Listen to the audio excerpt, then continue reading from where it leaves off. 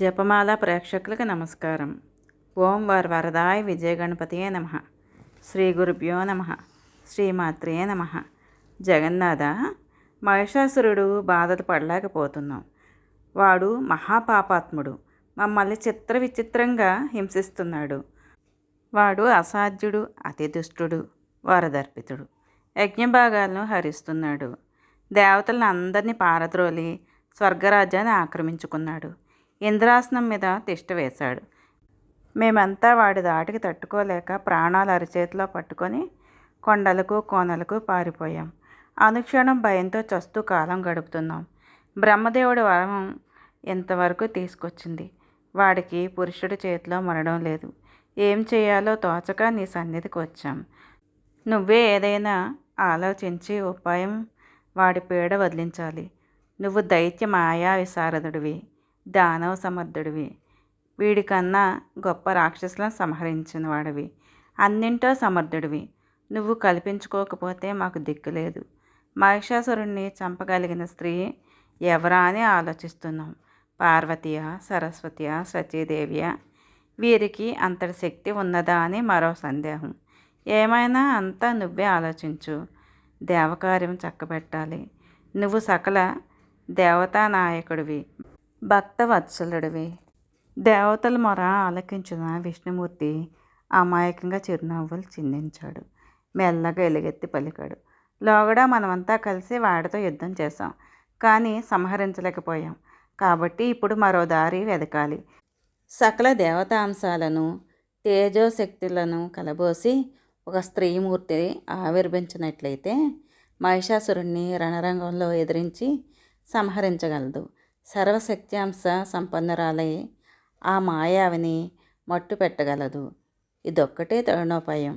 కాబట్టి దేవతలారా, ప్రార్థించండి. మీ తేజో అంశాలను స్త్రీమూర్తులుగా అభ్యర్థించండి. తేజో రాశి ఏర్పడుతుంది.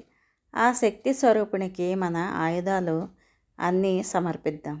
త్రిశూలాది సకల ఆయుధాలు ధరించి సర్వతేజ సమన్విత అయి ఆ స్త్రీమూర్తి మదగర్వితుడైన పాప మహిషాసురుణ్ణి అవలేలగా సంహరిస్తుంది. సకల దేవతా తేజస్వరూపిణి ఆవిర్భావం. విష్ణుమూర్తి చెప్పిన ఈ ఉపాయానికి అందరూ అంగీకరించారు. ఆ క్షణంలో బ్రహ్మదేవుడి వదనం నుంచి ఒక తేజోరాశి స్వయంగా అవతరించింది. అది అతి దుస్సాహంగా వెలుగుతోంది. పద్మరాగ మణిప్రభలు వెదజల్లుతోంది. సమశీతోష్ణ కాంతులు ప్రసరిస్తోంది. హరిహరులే ఆశ్చర్యపోయారు. అంతలోకి శివుడి శరీరం నుంచి మరో తేజోరూపం ఆవిర్భవించింది. వెండిలా దగదగలాడుతోంది. కళ్ళు మిరిమిట్లు గొలుపుతున్నాయి. చూడడానికి భీకరంగా ఉంది. పర్వతంలాగా ఉంది. రూపుదాల్చిన తమోగుణం అన్నట్టుంది. వేడిగా ఉంది. ఆ వెంటనే విష్ణువు నుంచి నీలం రంగులో మూర్తిభవించిన సత్వగుణంలా చల్లని తేజస్సు వెలువడింది. ఇంద్రుడి శరీరం నుంచి విచిత్ర వర్ణంలో సర్వగుణాత్మకమైన తేజోరాశి ఉద్భవించింది. ఇలాగే యమ, అగ్ని, వరుణ, కుబేర శరీరాల నుంచి తేజస్సులు వెలువడ్డాయి. సకల దేవతల తేజస్సులు విలీనమై ఒక మహా తేజోరాశి మూర్తి కట్టింది. ఒక హిమాలయంలా దర్శనమిచ్చింది.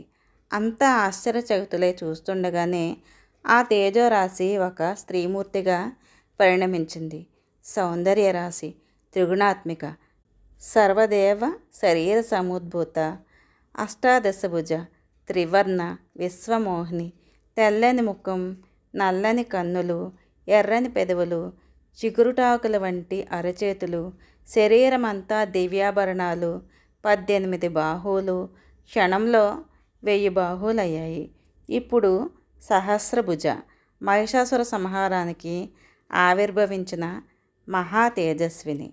వ్యాస భగవానుడు ఒక దీక్షగా కథ చెప్పుకుంటూ వెడుతూ ఉన్నాడు. సరిగ్గా అక్కడ జనమేజయుడు అంతరాయం కలిగించాడు. ఒక సందేహం వెలిబుచ్చాడు.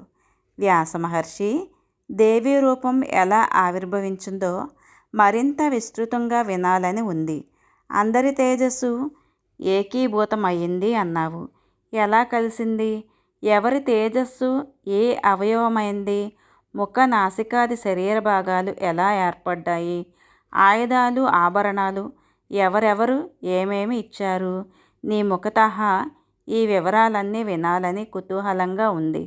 ఇది అమృత రసం. ఎంత త్రాగితే మాత్రం తృప్తి ఉంటుంది.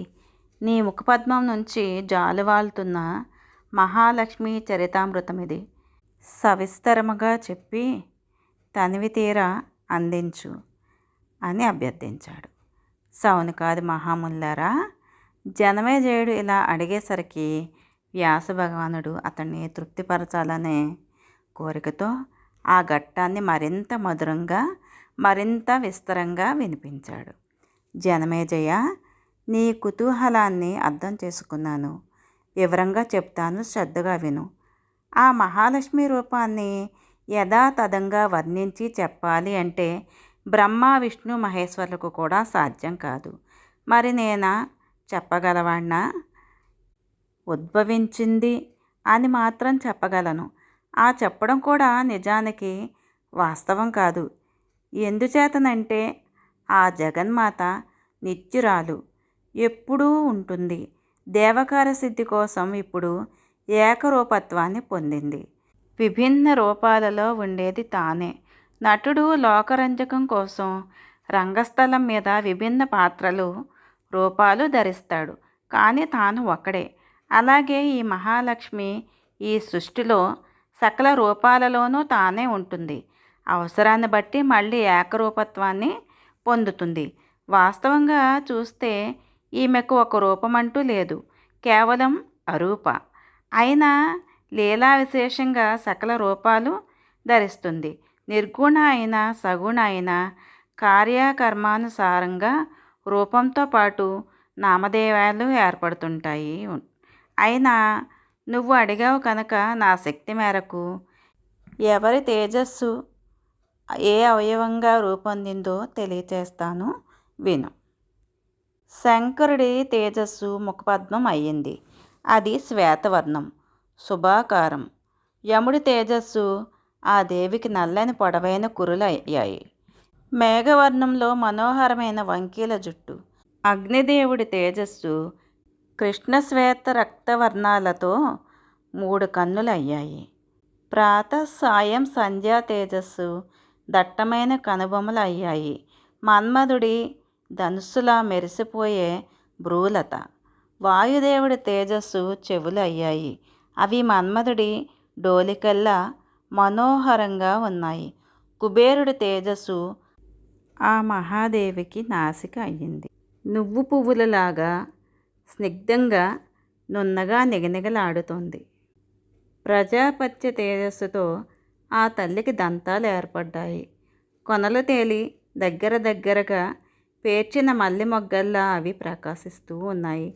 అరుణ తేజస్సుతో దొండపండు వంటి కింద పెదవి అధరోష్టమట ఏర్పడింది. కార్తికేయుడి తేజస్సుతో పై పదవి ఏర్పడింది. విష్ణు తేజస్సుతో అష్టాదశ భుజాలంటే 18 భుజాలు ఏర్పడ్డాయి. వసువులు తేజస్సుతో చేతులకు వేళ్ళు ఏర్పడ్డాయి.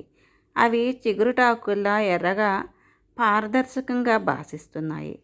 చంద్రుడి తేజస్సు అమ్మవారికి వక్షోజద్వయం అయింది. ఇంద్రుడి తేజస్సుతో మధ్యభాగం ఏర్పడింది. త్రివళులు అంటే పొట్ట మీద 3 మడతలు గంభీరంగా మనోహరంగా ఉన్నాయి. వరుణుడి తేజస్సుతో కాళ్ళు ఏర్పడ్డాయి.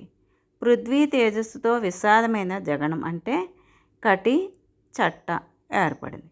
ఈ రకంగా శుభాకార స్వరూప సుస్వర అయిన స్త్రీమూర్తి ఆవిర్భవించింది. ఆ సుదతిని, ఆ చారులోచనను, ఆ సర్వాంగ సౌష్ఠవ సంపన్నను చూసి దేవతలందరూ సంబరపడ్డారు. మహిషాసురుడి పీడ ఆ క్షణంలోనే వదిలిపోయినంత సంతోషించారు. అప్పుడు విష్ణుమూర్తి సకల దేవతలను హెచ్చరించాడు. మీ ఆయుధాలు ఆభరణాలు మహాదేవికి సమర్పించమన్నాడు. విష్ణుమూర్తి ఆజ్ఞ మేరకు దేవతలంతా ఆనందంతో శిరసావహించారు. దివ్య భూషణాలను, దివ్య వస్త్రాలను, దివ్య ఆయుధాలను సమర్పించారు. క్షీరసముద్రుడు ఎరుపు రంగులో ఉన్న సన్నని వినూతన దివ్య వస్త్రాలను మహాలక్ష్మికి సమర్పించాడు. వినిర్మలమైన హారాన్ని బహుకరించాడు. సర్వకోటి సమప్రభ అయిన చూడామణిని, అటువంటివే రత్నకుండలాలను కూడా కడియాలను అందించాడు. విశ్వకర్మ ప్రసన్నచిత్తుడై నానాభరణ విభూషితాలైన కేయూర కంకణాలను సమర్పించాడు. సుస్వరంగా సుమధురంగా ధ్వనిస్తూ అందరినీ ఆకర్షిస్తున్న నూపురాలను త్వష్ట సృష్టించి ఇచ్చాడు. అవి సూర్యమండలాల్లాగా ప్రకాశిస్తున్నాయి. మహాసముద్రుడు కంఠాభరణాన్ని, ఉంగరాలను కానుకగా ఇచ్చాడు. ఎన్నడూ వాడిపోని పద్మాలతో సుగంధాలను వెదజల్లుతూ తుమ్మెదలను ఆకర్షిస్తున్న దివ్య వైజయంతి మాలికను వరుణుడు ఉపదగా ఇచ్చాడు. హిమవంతుడు సంతుష్టుడై వివిధ రత్నాలతో పాటు బంగారు కాంతులేనుతున్న సింహాన్ని వాహనంగా సమర్పించాడు. సర్వాలంకార శోభితయై ఆ దేవి ఆ సింహాసనాన్ని అధిరోహించింది. శ్రీహరి తన సుదర్శన చక్రం నుంచి అలాంటిదే మరొకటి సృష్టించి ఇచ్చాడు. అది 1000 అంచులతో ఒకేసారి 1000 మంది రాక్షసుల శిరస్సులను తేలికగా ఖండించేట్టు ఉంది. శంకరుడు త్రిశూలం నుంచి మరో త్రిశూలం తీసి ఇచ్చాడు. ఆదిదేవతలకు అభయహస్తంలా బాసిల్లింది. వరుణుడు వెన్నముద్దల్లాంటి శంఖం ఇచ్చాడు. అది శుభప్రదంగా జయప్రదంగా కనిపించింది. అగ్నిదేవుడు శతఘ్నిని సృష్టించి ఇచ్చాడు. వాయుదేవుడు దివ్య ధనుస్సును ఎప్పుడూ తరిగిపోని బాణాలతో విరాజిల్లే అంబుల పొదిని బహుకరించాడు. దేవేంద్రుడు వజ్రాయుధం నుంచి మరో వజ్రాయుధం సృష్టించి ఇచ్చాడు. ఐరావతానికి అలంకరించిన దివ్య గంటను సమర్పించాడు. యముడు కాలదండం వంటి దండాన్ని కల్పించి ఇచ్చాడు. బ్రహ్మదేవుడు గంగాజలంతో నిండిన దివ్య కమండలంను బహుమతిగా సమర్పించాడు. వరుణుడు తన పాసాయుధాన్ని కూడా ఇచ్చాడు. కాలుడు ఖడ్గాన్ని, చర్మంతో చేసిన డాలును అందించాడు. విశ్వకర్మ గండ్రగొడ్డలిని సృష్టించి ఇచ్చాడు.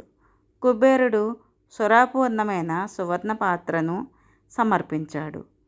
చిరుగంటలు పొదిగిన కౌమాదకి గద త్వష్ట అందించాడు. అలాగే అనేక దివ్యాస్త్రాలను, అభేద్యమైన కవచాన్ని సమర్పించాడు. సూర్యుడు తన తేజస్సును బహుమానంగా ఇచ్చాడు. వివిధ భూషణాలతో, వివిధ ఆయుధాలతో కన్నులు చెదరిపోయేటట్టు కనిపించిన ఆ మహాదేవుని చూసి దేవతలందరూ విస్మయానంద విమోహితులై భక్తి పారవస్యంతో స్తుతించారు. నమ శివాయే కళ్యాణ్యై శాంత్యై పుష్టే నమో నమః భగవత్యే నమో దేవ్యే రుద్రాణ్యై సతతం నమః కాళరాత్రే తదాంబాయ ఇంద్రాణ్యై తే నమో నమః సిద్ధ్యై బుద్ధ్యై తదా వృద్ధ్యై వైష్ణవ్యై తే నమో నమః సిద్ధి బుద్ధి వృద్ధి తుష్టి పుష్టి శాంతి ప్రదాయైన రుద్రాణికి, ఇంద్రాణికి, కళ్యాణికి, వైష్ణవికి నమస్కారం. కాళరాత్రికి భగవతికి అభివందనం. పృథివికి తెలియకుండా, పృథివిని తెలుసుకోకుండా పృథివిపైనే ఉంటూ అంతరంగాలలో విరాజిల్లుతూ సకల ప్రాణికోటిని నియంత్రించే జగదీశ్వరికి ప్రణతులు. మాయ కారణంగానే అవిద్య, అవిజ్ఞేయ అయిన మాయారూపిణికి వందనాలు. అంతఃశక్తిగా అందరినీ నడిపించే ప్రేరయిత్రికి దండాలు. ఓ జగన్మాత, శత్రుపీడితులమైన మాకు విజయం ప్రసాదించు, శుభ పరంపరలను కల్పించు. మదగర్వితుడైన వరదర్పితుడైన మహిషాసురుణ్ణి సంహరించు. వాడు మాయావి, కలుడు, శ్రీవజ్జుడు. నానా రూపాలను ధరిస్తూ సకల దేవతలను హింసించడం వాడికి క్రీడా వినోదం. మా అందరికీ నువ్వే దిక్కు. కాపాడు తల్లి, కాపాడు. దేవతల స్తోత్ర పాఠాలకు జగన్మోహిని సంబరపడింది. చిరునవ్వులు చిందిస్తూ శుభాశీస్సులు పలికింది. దేవతలారా, ఇక నిర్భయంగా ఉండండి. మహిషుణ్ణి సంహరిస్తాను, ఇప్పుడే సంహరిస్తాను అంటూ మరొక్కసారి నవ్వింది. సురలారా, ఈ సృష్టిలో ఇదొక విచిత్రమైన సంఘటన. బ్రహ్మేంద్ర, విష్ణు, రుద్రులు కూడా మహిషాసురుడికి భయపడిపోయారంటే ఎంత ఆశ్చర్యం! దైవబలం ఒక్కొక్కప్పుడు ఇలా ఘోరంగా దుర్జయంగా ఉంటుంది. సుఖదుఖాలకు కారణమే కర్త. సృష్టి, పాలన, సంహారాలు ఇలా నిర్వహించడం సమర్థులైన త్రిమూర్తులే మోహంలో మునిగిపోయారు. మహిషుడి పీడలకు లోనై క్లేశ సంతృప్తులయ్యారుంటే కాలమహిమ ఎంతటిదో తెలుస్తూ ఉంది కదా అని ఒక్క క్షణం ఆగింది. చిరునవ్వు క్రమక్రమంగా వికటాట్టహాసమైంది. కన్నులు ఎరుపెక్కాయి. ముఖం గంభీరమయ్యింది. వికటాట్టహాసపు భీషణ ధ్వని దిగ్దిగంతాలకు వ్యాపించింది. భూమి కంపించింది. పర్వతాలు కదిలిపోయాయి. సముద్రాలు గూర్నిల్లాయి. మేరుపర్వతం గడగడలాడింది. మహారాక్షసుల గుండెలు దడదడలాడాయి. దేవతలు జయ జయధ్వానాలు చేశారు. పాహి పాహి అన్నారు. మహిషుడి మరులు, మంత్రి, రాయబారం. మహిషాసురుడు ఈ ధ్వని వింటూనే క్రోధ తామ్రాక్షుడయ్యాడు. ఏదో శంకించాడు. ఏమిటి ఈ ధ్వని అని గర్జించాడు. తెలుసుకురండి అని దానవులకు ఆజ్ఞాపించాడు. చెవులు చిల్లులు పడిపోతున్నాయి. ఈ ధ్వని ఏమిటి? ఎవరు కర్త? వాడు దేవత అయినా దానవుడైనా ఆ దుష్టుణ్ణి పట్టి బంధించి నా దగ్గరకు తీసుకురండి. ఆ అహంకారానికి, ఆ దురాచారుణ్ణి ఇప్పుడే సంహరిస్తాను. ఓడిపోయిన దేవతలు భయాతురులై గర్జిస్తున్నారా? ఇది దానవుల పని అయ్యుండదు. అందరూ నాకు వశం వదిలే కదా.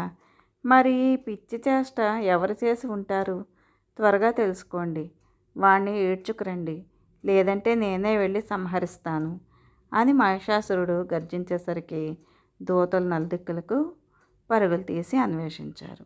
అష్టాదశ భుజాలతో, దివ్యభూషణాలతో, దివ్యాభరణాలతో సర్వాంగ సుందరిలా విరాజిల్లుతున్న సింహవాహనం చూశారు.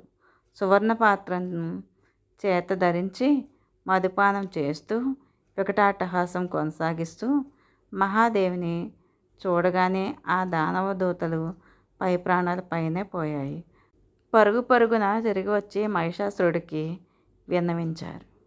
శ్రీమాత్రే నమః. మిగతాది తరువాయి భాగంలో విందాము.